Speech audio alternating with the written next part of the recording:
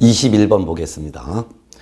개공의 중개 보수에 관한 설명 중에서 옳은 것은 1번 중개 대상물인 건축물 중 주택의 면적이 2분의 1 미만인 경우에는 주택의 중개 보수 규정을 적용한다. 아니죠. 주택 외의 중개 보수 규정을 적용합니다. 따라서 매매건 교환이건 임대차건 상관없이 주택 외의 보수 규정을 적용하기 때문에 거래 금액의 1처분의 9 범위 안에서 개공과 의뢰인이 협의해서 결정하도록 되어 있습니다. 참고로 중개 대상물인 건축물 중 주택의 면적이 2분의 1을 포함하여 2분의 1 이상인 경우에는 주택의 중개 보수 규정을 적용합니다. 주택의 보수 규정을 적용하기 때문에 국토교통부령이 정하는 범위 안에서 시도 조례에서 정한 대로 받습니다. 그렇지만 주택의 면적이 2분의 1 미만이면 주택 외의 보수 규정을 적용하기 때문에 매매건 임대차건 상관없이 모든 거래 유형은 전부 다가 상관없이 1처분의 9 범위 안에서 협의 결정하죠. 2번 동일한 중개 대상물에 대하여 동일 당사자 간의 매매를 포함한 둘 이상의 거래가 동일 기회에 이루어진 경우에는 둘 이상의 거래의 평균 금액을 적용하는 것이 아니라 매매 계약에 관한 거래 금액 한 가지만을 적용합니다. 매매 계약에 관한 거래 금액만을 적용합니다. 3번 교환 계약의 경우에는 교환 대상물 중 교환 대상 중개 대상물 평균 금액을 거래 금액으로 하는 것이 아니라 교환 대상물 중 큰 금액을 거래 금액으로 합니다. 큰 금액.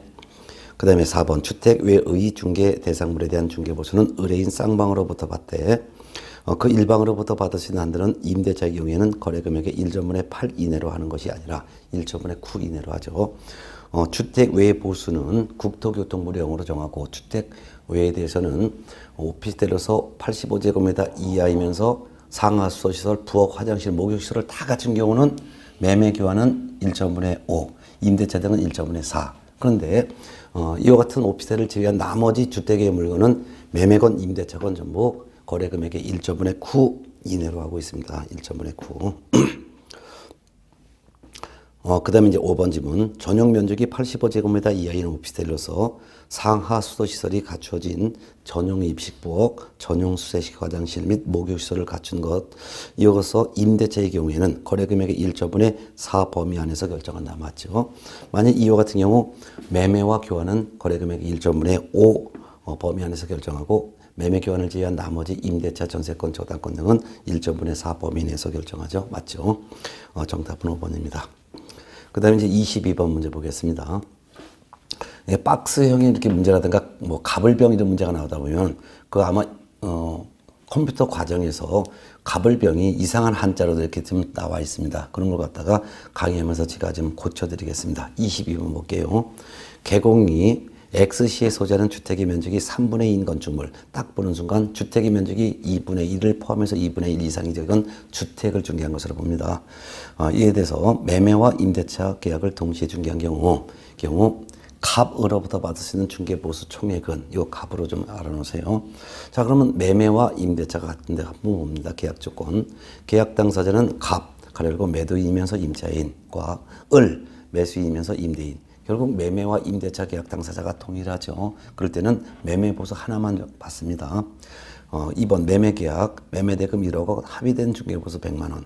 3번 임대차 계약에 대한 것. 이건 볼 필요가 없죠. 이거는 매매와 임대차가 동일한 당사자 간에 동일기에 이루어지면 매매 금액 하나만을 기준으로 보수를 받기 때문이죠. 그 밑에 X시 중개보수 조례를 봅니다. 주택의 면적이 3분의 2이기 때문에 주택이죠. 주택이니까 국토교통부령이 정하는 범위 안에서 시도 조례에 따라서 받기 때문에 조례를 적용하게 됩니다. 그래서 1번 매매 대금이 5천만 원 이상 2억 원 미만이면 상한율은 0.5%이고 한도액은 80만 원 이렇게 되어 있습니다. 그 밑에 보증금 5천만 원 이상 이건 볼 필요가 없는 것이죠. 그러면 매매에 대한 보수 하나만 받기 때문에 매매 금액이 1억 원이죠. 그러면 매매 금액 1억 원 곱하기 요율을 곱하는 거예요. 요율을 봤더니 조례에서는 상한율이 0.5%로 되어 있죠. 그러면 1억 곱하기 0.5 하면 50만 원이 산출돼요.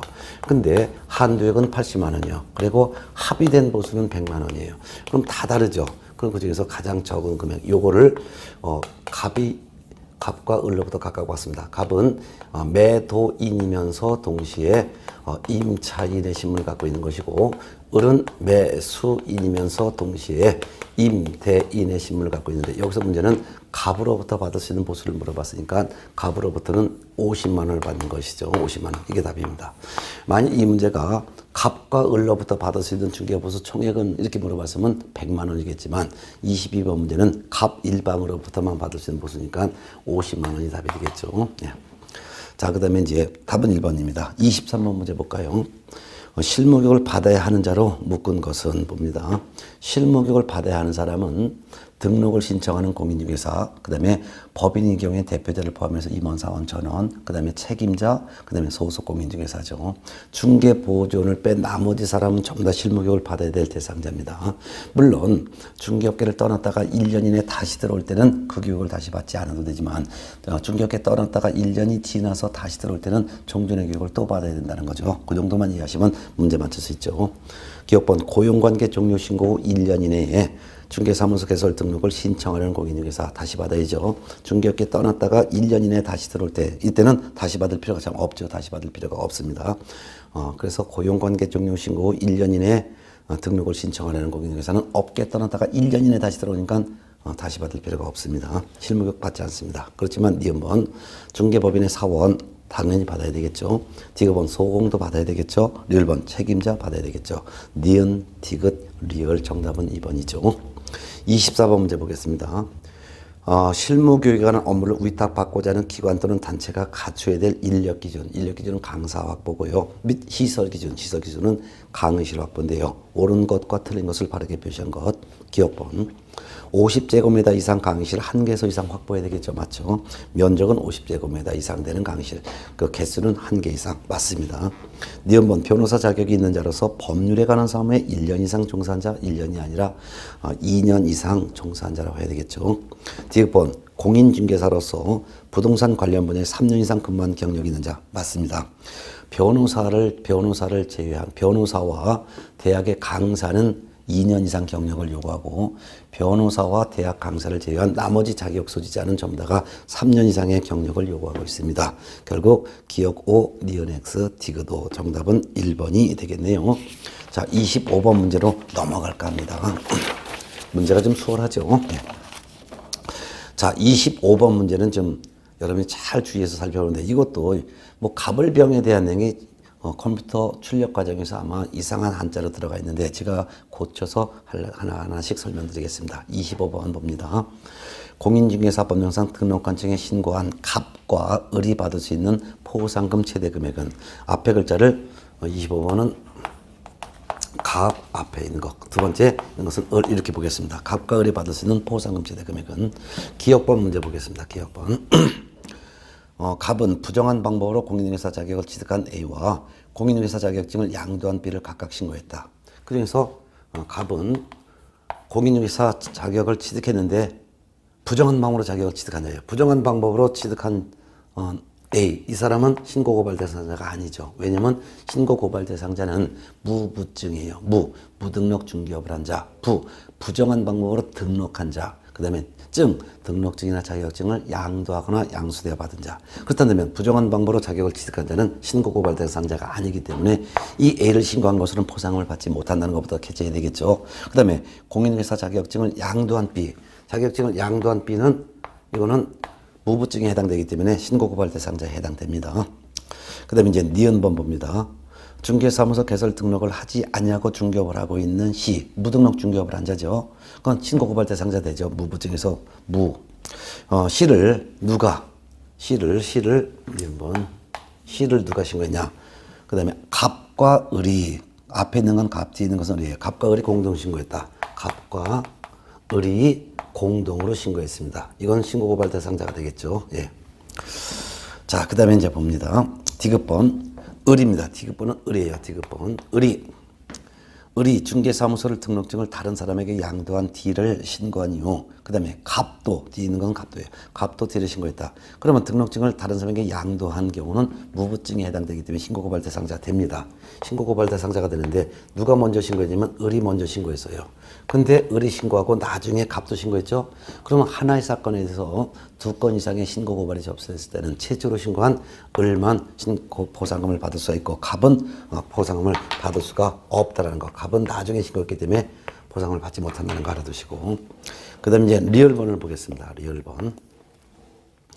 이가 부정한 방법으로 중개사무소 개설 등록한 사실이 등록관청에 의해 발각된 이후 갑과 을은 이를 공동 신고했다.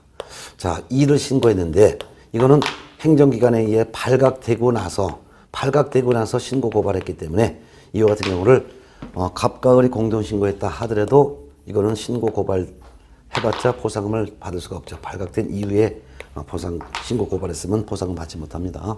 그래서 보상금을 받으려면 행정기관에서 신고 고발 대상자가 발각되기 전에 신고 고발해야 되고 검사가 공소 제기 또는 기소유 결정을 해야 됩니다. 따라서 리얼번은 보상금을 전혀 받지 못하는 해당돼야 되는 거죠. 지워야 되겠죠. 자, 그 다음에 담당 검사는 A와 E에 대해서는 공소 제기, A와 E에 대해서는 공소 제기했습니다. 그 다음에 C와 D에서는 기소유 결정했습니다.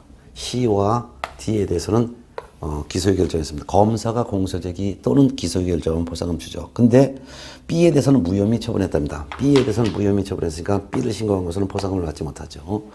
자, 그런 다음에 밑에 갑과 을 사이에 포상금 분배 약정은 없었다 합니다. 그러면은 기업본에서는 갑은 A를 신고 고발한 경우로 보상을 받지 못하죠. 신고 고발 대상자가 아니니까. B는 무혐의 처분받았으니까 못 받죠. 그러니까 이 갑에 대해서는 포상금 전혀 받지 못한다는 거. 그 다음에 니은번. 갑은 을과 공동 신고한 것으로 갑은 얼마 받느냐. 갑은 25만 원 받을 수 있는 것이고 을도 25만 원을 받을 수 있는 것이죠. 예, 이건 맞습니다. 그 다음에 D급본에서는 을이 먼저 신고했으니까 을만 50만 원 받습니다. 그리고 갑은 못 받는 거죠. 을은 전혀 받지 못하는 거죠. 결국은 갑은 C를 신고한 것으로 25만 원, 그 다음에 을은 C를 공동 신고한 것으로 25만 원과 D를 신고한 것으로 50만 원. 결국 갑은 25만 원, 그 다음에 을은 75만 원 이렇게 받는 것이죠. 그럼 답은 5번이 되겠네요. 갑은 25만 원, 을은 75만 원. 정답은 5번이 되겠네요. 자, 26번 볼게요. 지자체 조례가 정하는 바에 따라 수수료를 납부해야 하는 것은 나왔어요. 1번 고용 신고할 때 수수료 안 내죠. 2번 휴업 폐업 신고할 때도 수수료 안 내죠. D급본 국토교통부 장관이 시행하는 시험에 응시하는 경우에는 조례가 정하는 수수료를 납부하는 것이 아니라 국토교통부 장관이 결정 공고하는 수수료를 납부하게 되면 틀린 지문이죠. 4번 자격증 재교부 시정할 때는 시도 조례에서 정하는 수수료 납부합니다. 정답은 4번이죠. 5번 인장 등록하는 경우는 수수료 납부하지 않습니다. 따라서 조례에서 정하는 수수료 납부하는 경우는 총 7가지입니다. 첫 번째는 시도지사가 시행하는 시험에 응시하는 자, 두 번째는 자격증 재교부 신청하는 자, 세 번째는 등록 신청하는 자, 네 번째는 등록증 재교부 신청하는 자, 다섯 번째는 분사무소 설치 신고하는 자, 여섯 번째는 신고필증 재교부 신청하는 자, 마지막 7번째는 사무소를 관할 지역 외의 지역으로 이전하여 이전 신고하는 자. 이 경우 총 7가지만 조례에서 정하는 수수료를 납부하고 그 외에는 조례에서 정하는 수수료를 납부하지 않습니다.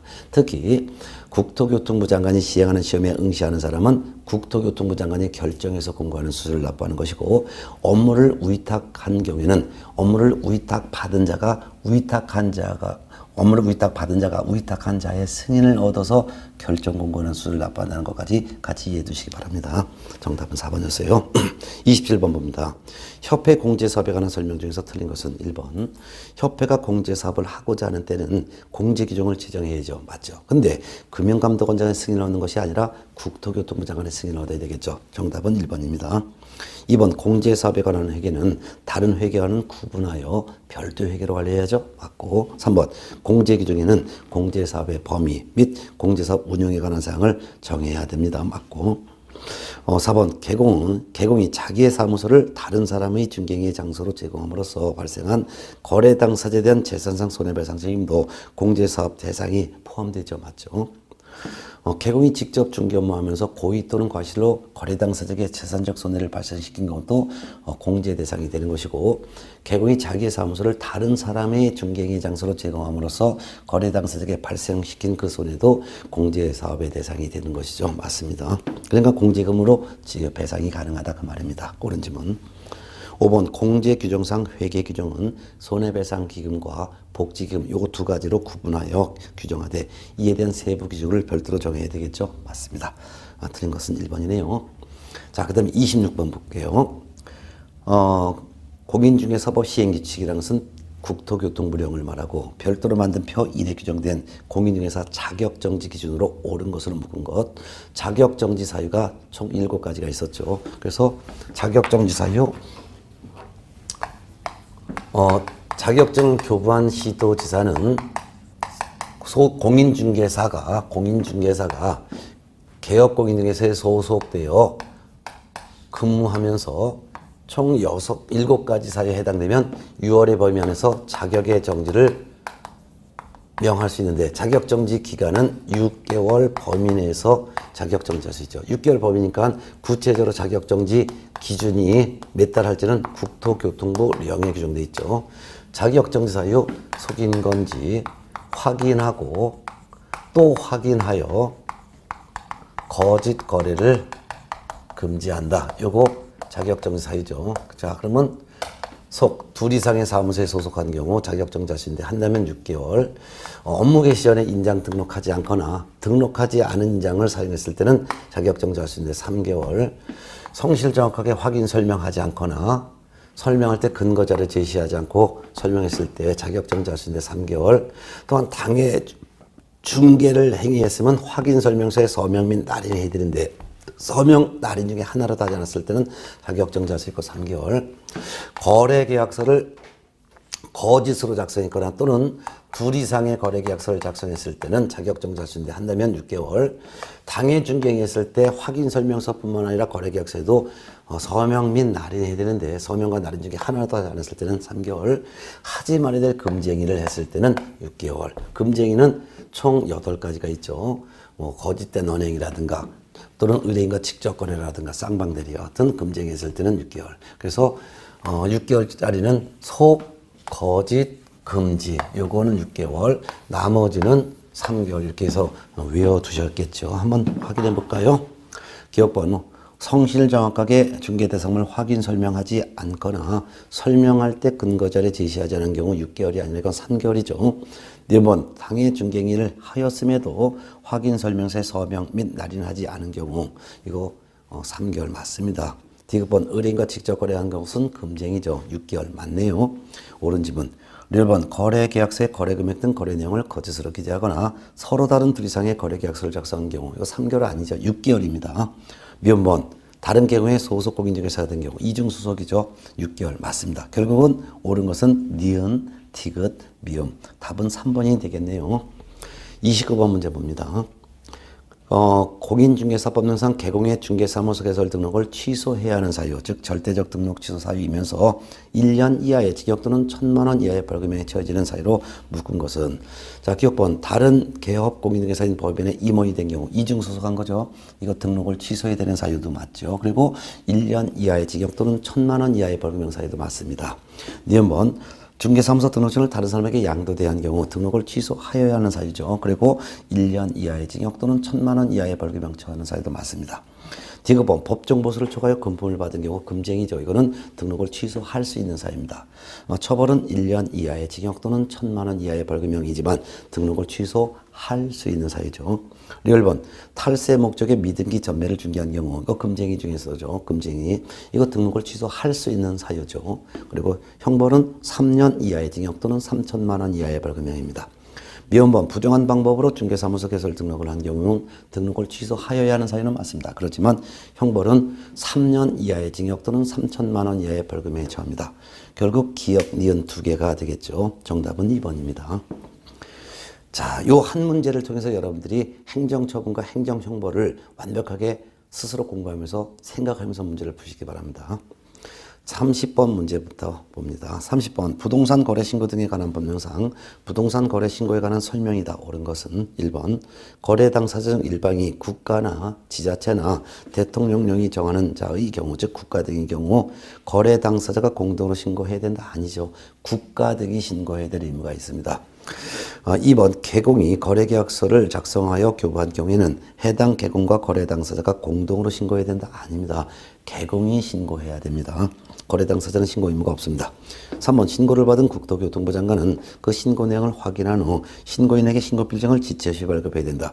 이건 국토교통부 장관이 발급하는 것이 아닙니다. 부동산 거래 신고는 부동산 등이 소재하고 있는 시장이나 군수나 구청장에게 신고합니다. 이를 신고관청이라고 하죠. 그래서 신고를 받은 시장, 군수, 구청장이라고 하거나 또는 신고관청은이라고 해야 되겠죠. 4번 부동산 등의 매수인은 신고인이 신고필증을 발급받은 데는 부동산 등기 특별조치법에 따른 검인을 받은 것으로 보죠. 맞습니다. 정답은 4번. 5번 거래 당사자는 택지개발촉진법, 주택법 등 대통령령이 정하는 법률에 따른 부동산에 대한 공급계약을 체결한 때는 거래계약 체결일로부터 6월 이내에 그 권리 대상인 부동산 소재지가 관한 시군구청장에게 공동으로 신고해야 된다. 다 맞는데 6월 이내가 아니라 그 거래계약 체결일로부터 60일 이내 신고해야 되겠죠. 예. 정답은 뭐 5번이네요. 좀 쉬운 문제로 나왔습니다. 자, 그 다음에 이제 31번 문제를 보겠습니다.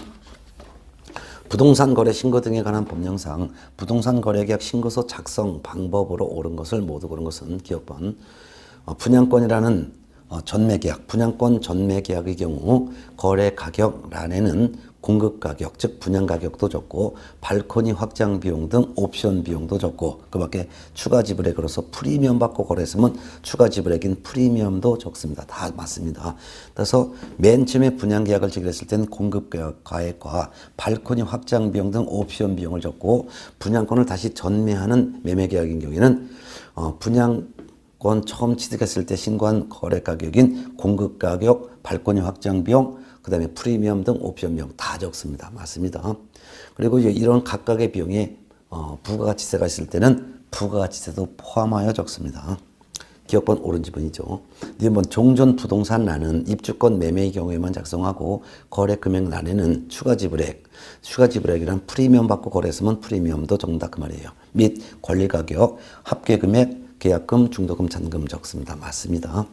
결국 입주권에 대한 매매 계약은 종전 부동산란에 기재를 하는 건데 이때 금액을 기재할 때는 그 거래 금액란에는 권리 가격도 적지만 추가 지불액도 적는다. 그리고 그 전체 금액의 합계 금액 그리고 계약금, 중도금, 잔금도 다 적는다 그 말이죠. 맞습니다.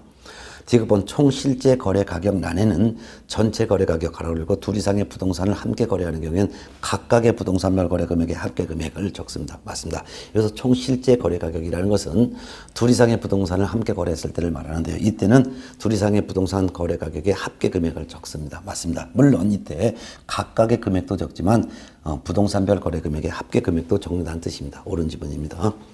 리얼번 거래 금액 기재할 때 토지 건축물의 경우 부가치세를 포함한 금액을 적는다. 아닙니다. 제외한 금액을 적습니다. 분양권과 입주권 거래의 경우에만 부가치세를 포함해서 적고 분양권 입주권이 아닌 토지와 건물에 대해서는 부가치세를 제외한 금액을 적습니다. 정답은 이거 틀린 건 리얼번 하나 나왔네요. 그 다음에 미음번 계약의 조건 기한은 거래 계약의 내용에 조건 기한을 붙인 경우에만 조건 기한을 적죠. 맞습니다. 결국은 옳은 것은 기역, 니은, 디귿과 미음 4개, 리얼번을 뺀 나머지 전부니까 5번이 되겠습니다. 그 다음에 32번 부동산 거래 신고 등에 관한 법령상 부동산 거래 계약의 변경 신고서를 제출할 수 있는 사유를 모두 고른 것. 변경 신고할 수 있는 사유를 여러분들이 이제 32번은 부동산 거래 신고하여 신고 필증을 받았습니다. 근데 매수인이 등기를 신청하기 전에 서로 합의해서 계약 내용을, 거래 내용을, 신고한 내용을 변경을 하였을 때 거래 당사자나 개공은 신고관청에 부동산 거래 신고에 변경 신고를 할 수가 있습니다. 변경 신고를 할 수 있다. 할 수 있는데 어떤 내용을 변경했을 때 변경 신고할 수 있냐. 변경 신고할 때 어떤 신고 내용이 변경되냐면 일단 거래 지분 또는 거래 지분 비율 변경된 경우, 그 다음에 면적이 변경된 경우, 계약의 조건이나 기한을 변경한 경우, 조건 기한, 그 다음에 거래 가격을 변경한 경우, 그 다음에 중도금 일자와 중도금과 잔금이 변경되거나 또는 그 중도금 잔금의 그 지급 일자가 변경된 경우, 이게 대표적으로 변경됐을 때 변경 신고하는 사항입니다. 그 외에 추가로 두 가지를 더 알아두시는데, 공동 매수를 했어요. 공동 매수했는데 공동 매수인이 공동으로 매수한 매수인이 변경된 경우도 변경 신고할 수 있죠. 이때 공동 매수인이 변경해서는 공동 매수인이 제외되는 경우를 말합니다. 예를 들면 A의 부동산을 B, C, D 세 명이 공동으로 매수했는데 그 중에서 D 요 사람이 저는 안 살게요 이렇게 제외되는 경우를 말합니다. 그 다음에 다수 물건을 거래하는 경우 일부 물건이 변경된 경우, 예를 들면은 A가 토지도 팔고 그 다음에 건물도 B에게 팔았어요. 그런데 B가 이 건물은 안 살게요 이렇게 제외되는 경우를 말합니다. 제외되는 경우. 예. 자, 요것만 이제 변경 신고할 수가 있는 거 한번 보겠습니다. 기업번 거래 지분, 기업번 뭐예요? 거래 지분 비율, 거래 지분 맞죠? 거래 지분과 거래 지분 비율. 그다음에 계약 대상 면적 맞죠? 니은번 계약의 조건 또는 기한 변경도 맞죠? 그 다음에 지급번 공동 매수의 경우 일부 매수인이 변경, 가로 열고 매수인 중 일부가 제외되는 경우, 가로 닫고 다수 물건을 거래하는 경우 일부 물건의 변경, 가로 열고 물건의 일부가 제외되는 경우 맞죠? 그 다음에 리얼번 거래 가격 맞죠? 거래 가격. 그 다음에 중도금, 잔금 및 그 지급일의 변경, 즉 중도금과 잔금이 변경되거나 그 중도금, 잔금의 지급일이 변경된 경우도 맞죠? 결국은 제가 쓴 거 여기 다 들어가 있네요. 결국 32번은 다 변경 신고할 수 있는 사유죠. 정답은 5번이네요. 33번 문제 볼게요. 부동산 거래 신고 등에 관한 법령상 토지거래 허가제에 관한 설명이 다 틀린 것은 1번 허가 처분 또는 불허가 처분에 이의가 있는 자는 그 처분을 받은 날로부터 한 달 이내에 시군구청장에게 이의 신청할 수가 있죠. 맞고, 특히 이의 신청은 허가 처분, 불허가 처분 받은 자 다 이의 신청, 허가 처분뿐만 아니라 불허가 처분에 대해서도 이의가 있는 경우는 이의 신청을 할 수 있는 게 매수 청구가 좀 다르죠. 그래서 2번 봅니다. 불허가 처분을 받은 자는 그 불허가 통지를 받은 날로부터 한 달 이내에 시군구청장에게 해당 토지에 관한 매수를 청구할 수 있죠. 맞습니다. 그래서 1번 이의 신청은 허가 처분 또는 불허가 처분에 대해서 이의가 있는 사람은 이의 신청할 수 있다. 그렇지만 매수 청구는 불허가 처분을 받은 자만 매수 청구할 수 있다는 그 차이점. 둘 다 이의 신청이건 매수 청구건 둘 다 처분일로부터 한 달 이내라는 거. 3번 매수 청구를 받은 시군구청장은 국가, 지자체, 한국토지주택공사 그 밖에 대통령령이 정하는 공공기관 또는 공공단체 중에서 매수할 자를 지정을 하죠. 그리고 매수할 자라 하여금 예산의 범위 안에서 공시지가를 기준으로 해당 토지를 매수하게 해야죠. 맞습니다. 공시지가 기준이라는 거 맞습니다. 부동산 거래 신고 등에 관한 법령상 토지거래 허가와 관련돼서 금액에 대해서 기인되는 금액이 세 가지가 있습니다. 지금처럼 매수 청구를 받은 시군구청장은 국가, 지자체, 공공기관 중에서 매수할 자를 선정하여 매수하게 하는데 이때 매수 가격은 공시지가를 기준으로 합니다. 다만 허가 신청서에 적힌 가격이 공시지가보다 더 낮을 때는 허가 신청서에 적힌 금액으로 매수하게 하죠. 두 번째는 두 번째는 감정 가격이 기준되는 경우가 있어요. 그건 어떤 거냐면 토지거래 허가 신청을 받은 시군구청장은 이 토지가 공익사업에 필요한 토지인 경우에는 이거는 선매자를 지정할 수 있죠. 그럼 선매자가 협의해서 매수하게 되는데 이때는 감정 가격을 기준으로 선매할 수 있도록 했습니다. 다만 허가 신청서에 적힌 가격이 감정 가격보다 낮을 때는 허가 신청서에 적힌 가격으로 할 수 있죠. 그게 바로 이제 선매에서의 선매 가격은 감정 가격 기준이라는 거. 세 번째는 토지거래 허가를 받은 사람은 허가받은 목적대로 토지를 이용해야 되죠. 근데 허가받은 목적대로 이용하지 않았을 때는 이때는 취득한 가액의 100분의 10 범위 안에서 이행강제금이 부과되죠. 이행강제금이 부과될 때 그 금액의 기준은 취득 가격을 기준으로 해서 취득 가격의 100분의 10 범위 안에서 이행강제금이 부과되죠. 그래서 가격이 기준되는 것 세 가지를 기억해 두시기 바랍니다. 이와 같이 불허가 처분에 대해서 불허가 처분에 대해서 매수 청구를 했을 때 매수할 가격은 공시지가 기준이라는 거. 두 번째, 선매할 때, 협의할 때 선매 가격은 감정 가격을 기준한다는 거. 또한 허가받은 목적대로 이용하지 않았을 때 이행강제이 부과되는 것은 취득 가격을 기준으로 한다는 거. 기준으로 한다는 거 알아두시기 바랍니다. 그래서 3번도 맞고요. 4번 시군구청장은 토지 이용 의무를 이행하지 아니한 자에 대해서는 토지 취득가액이 나와 있죠. 토지 취득가액의 100분의 10의 확정된 이행강제금 부과되는 것은 아니고요. 100분의 10 범위 안에서 이행강제금을 부과합니다. 확정된 게 아니라 100분의 10 범위 안에서입니다. 예를 들어서 허가받은 목적대로 이용하지 않고 이걸 갖다가 그대로 방치했다면 이때는 취득가액의 100분의 10의 이행강제금 부과합니다. 근데 허가받은 목적대로 이용하지 않고 이거를 남한테 임대를 해줬을 때는 취득가액의 100분의 7의 이행강제금을 부과합니다. 또한 허가받은 목적을 무단으로 변경하여 이용할 때는 취득가격의 100분의 5의 이행강제금을 부과합니다. 그래서 100분의 10 범위 안에서 이행강제금 부과한다라고 해야 되겠죠. 틀린 거 답 4번이네요. 5번 시군구청장은 이행명령이 정해진 기간에 이행되지 않았을 경우에는 최초 이행명령이 있었던 날을 기준으로 1년에 한 번씩 그 이행명령이 이행될 때까지 반복해서 이행강제금을 부과징수할 수 있습니다. 맞습니다. 그렇지만 이용 의무 기간이 경과한 데는 새로운 이행강제금은 부과할 수 없다는 것도 알아둬야 되겠죠. 정답은 4번입니다. 34번 문제 봅니다. 분묘기지권에 관한 설명 중에서 틀린 것은 1번 분묘 내부에 시신이 안장되어 있지 않은 경우 이를 우리는 가짜묘 즉 가묘라고도 하고 장례묘소라고도 하죠.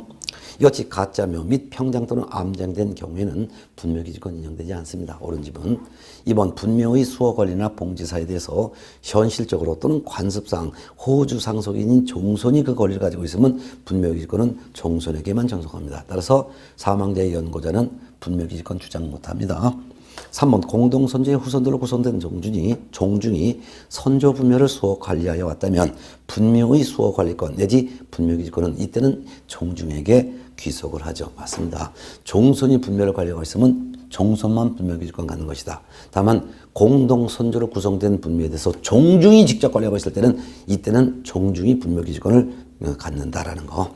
4번 사성이 조성. 사성이라는 것은 봉분 뒤에 이렇게 둔덕을 쳐놓은 거, 이렇게 언덕처럼 둔덕 쳐놓은 것을 사성이라고 하는데 사성이 조성되어 있다면 반드시 그 사성 부분을 포함한 지역에까지 분묘기지권이 미친다? 아닙니다. 사성이 조성됐다 해서 반드시 그 사성을 포함한 지역까지 분묘기지권의 효력이 미치는 것은 아니고요. 포함되지 않을 수도 있고 포함될 수도 있습니다. 정답은 4번. 5번 분묘기지권을 보유하고 있다면 분묘기지권의 행사는 권리남용에 해당하지 않습니다. 당연하죠.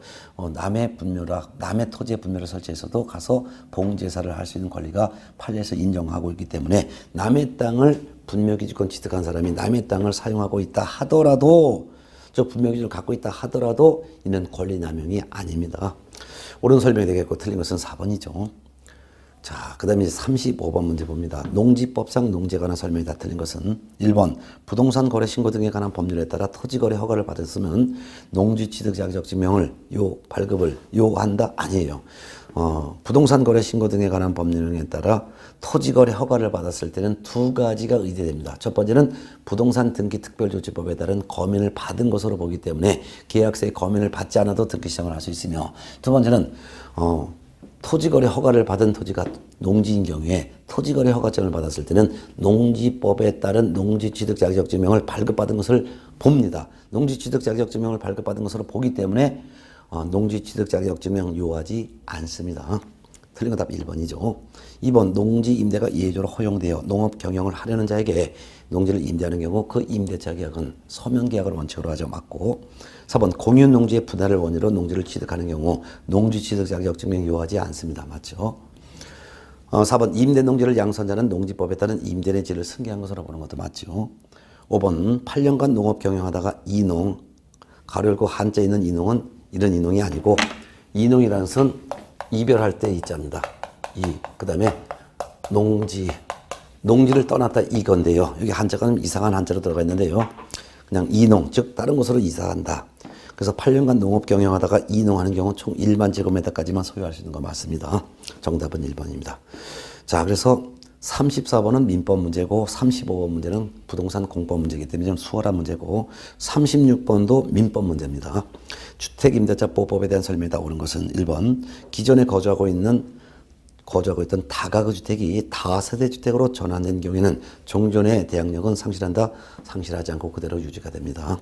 2번 임차권 등기 명령에 따라 임차권 등기가 격려되었더라도 주택의 점유를 상실하면 임차는 동법상의 대항력을 잃는다, 잃지 않습니다. 등기라는 방법에서 공시가 되어 있기 때문에 종전에 취득한 대항력과 우선 변제권은 그대로 유지합니다. 3번 대항력을 취득하려면 주택의 인도 및 전신고와 확정일자를 요한다.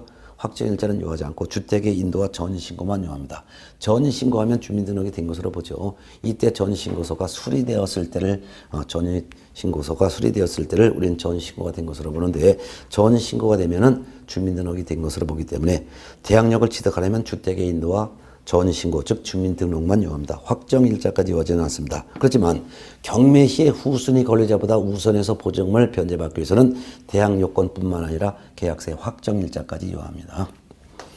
4번 임대인의 사망. 이거 오탐대. 임대인이 아니라 임차인입니다. 그래서 36번에서는 4번 임대인의 사망.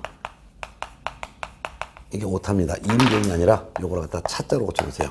임차인의 사망 이렇게 고쳐놓으시고 임차인의 사망으로 임차인의 지위를 승계한 사실상의 혼인관계에 있는 자가 임차인 사망 후 1개월 이내에 임대인에 대해서 반대 의사를 표시하지 아니하면 임차권은 승계한다. 맞죠? 정답은 옳은 거 4번으로 하겠습니다. 5번 임차인이 일개 차임에게 달하도록 차임을 연체한 경우에는 법정갱시 인정되지 않는다. 인정됩니다.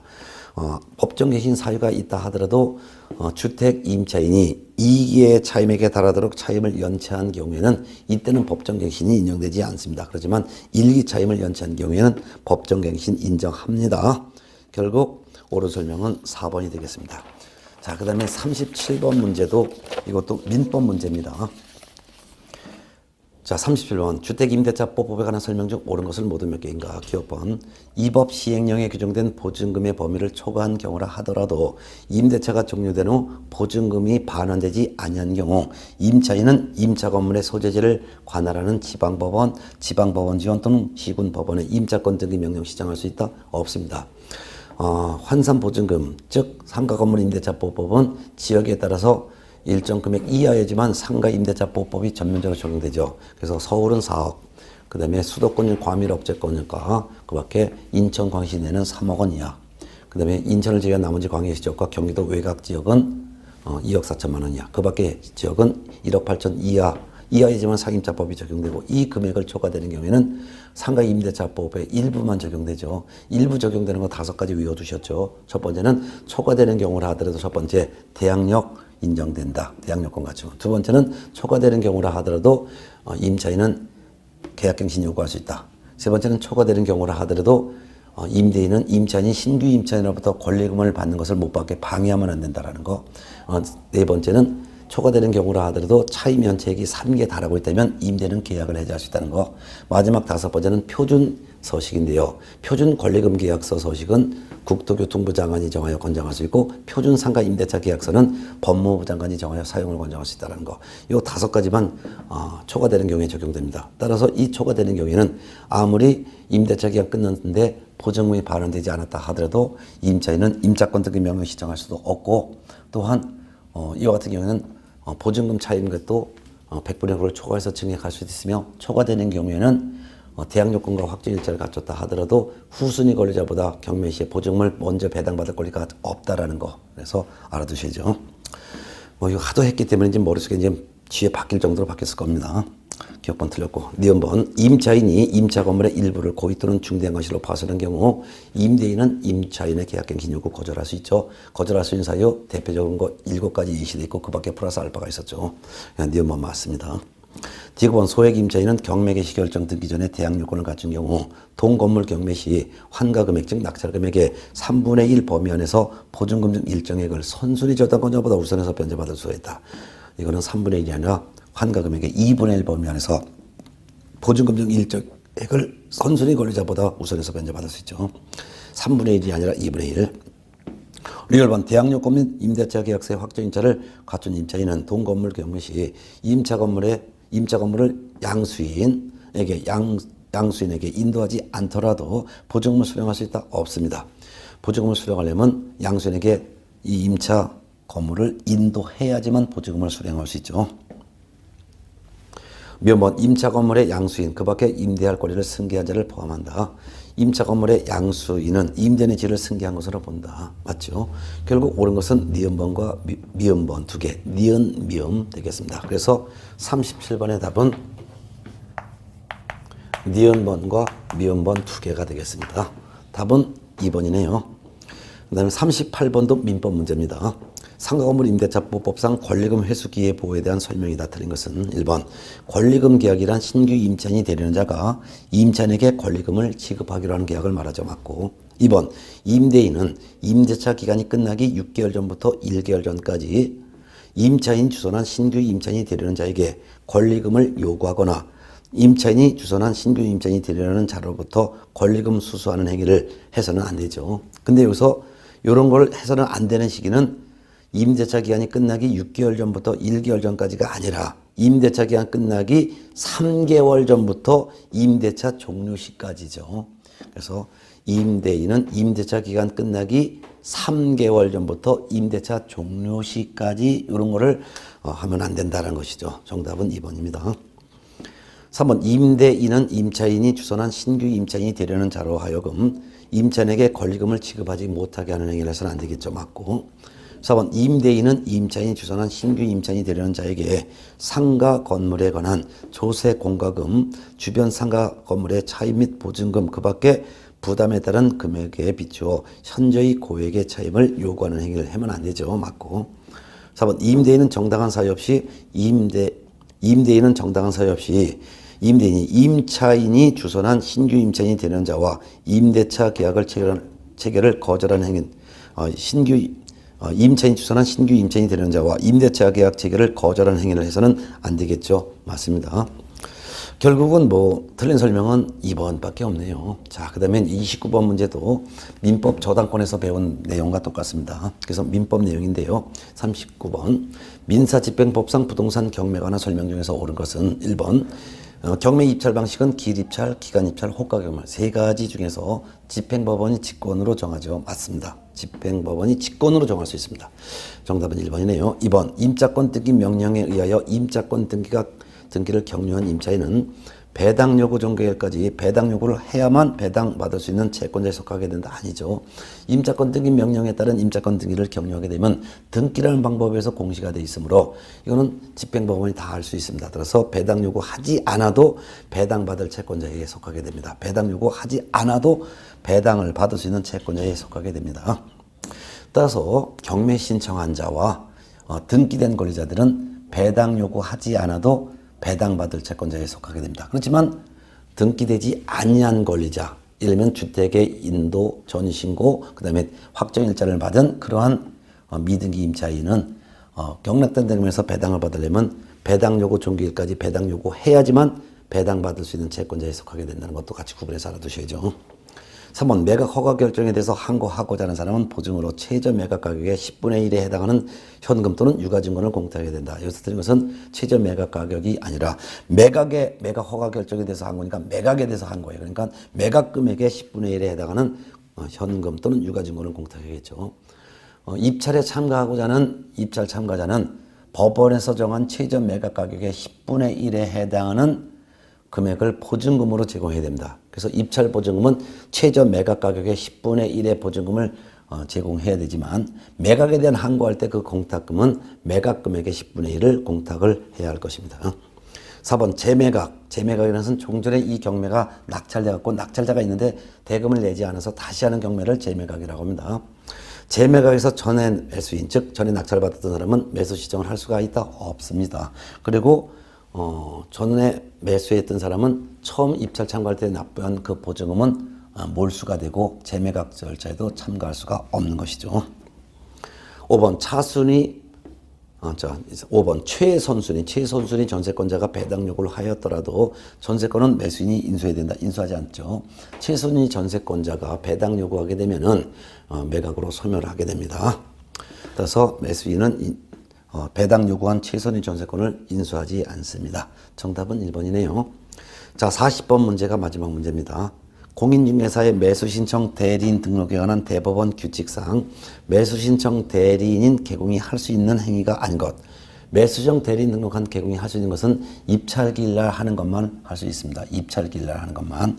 따라서 1번 항고재기는 입찰기일 날 하는 것이 아니죠. 매각하고 입찰이 있고 그 다음에 7일 이내에 이제 매각 결정하고 또 7일 이내에 항고합니다. 그렇기 때문에 항고재기는 매각 실시한 이후에 이루어지는 행위이기 때문에 이거는 매수시장 대리 등록한 개공이 할 수가 없습니다. 답은 1번이죠.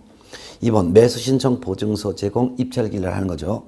3번 차순위 매수신고도 입찰기일 날 하는 거죠. 그래서 개찰했는데 낙찰자가 돈 안 내면 제가 살게요. 그거 입찰기일 날 바로 얘기하는 거예요. 그 다음에 4번 입찰표 작성 제출도 그날 입찰기일 날 하는 것이고 5번 공유자 또는 임대주택 임차인의 우선 매수신고에 따라 차순위 매수신고인으로 보게 되는 경우 그 차순위 매수신고인의 지를 포기하는 것도 입찰기일 그날 하는 거예요. 전부 다 입찰기일 날 하는 거기 때문에 2, 3, 4, 5는 할 수가 있지만 1번 항고재기 이거는 입찰기일 이후에 하는 거기 때문에 할 수 없고 대금 납부 이것도 입찰기일 이후에 하는 거기 때문에 할 수가 없으며 그 다음에 매각기일의 변경 신청 이거는 매각기일 이전에 하는 거거든요.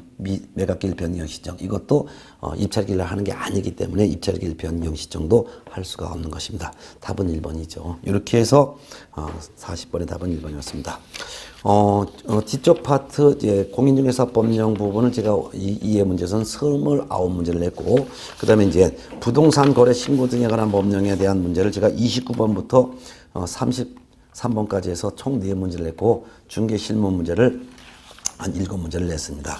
그래서 공인중개사법령에서 적게 나올 때 아주 적게 나올 때는 28문제, 많이 나올 때는 뭐 30문제 이렇게 나오고 그다음에 부동산 거래 신고 등에 관한 법령에서는 보통 4문제 내외가 나오고 그다음에 중개 실무법에서는 6문제 내외가 나오기 때문에 이해 문제도 실제 시험 문제 유형과 그 밖에 박스형의 문제도 그렇게 실제 출제 유형대로 그대로 문제를 냈습니다. 지문도 실제 시험 출제 지문과 거의 유사한 지문 정도입니다. 그래서 실제 시험도 지문이 이 정도 수준에서만 지문이 나오니까 문제를 풀 때 시간이 좀 많이 좀 단축이 될 것 같습니다. 그래서 이렇게 보셨고요. 오늘 여기까지 하고 3회 문제는 오늘 문제보다도 더 좀 수월하게 냈습니다. 그래서 3회 문제 때 이 4회 문제도 상당히 좋으니까 3회 때 다시 뵐까요? 네, 수고하셨습니다.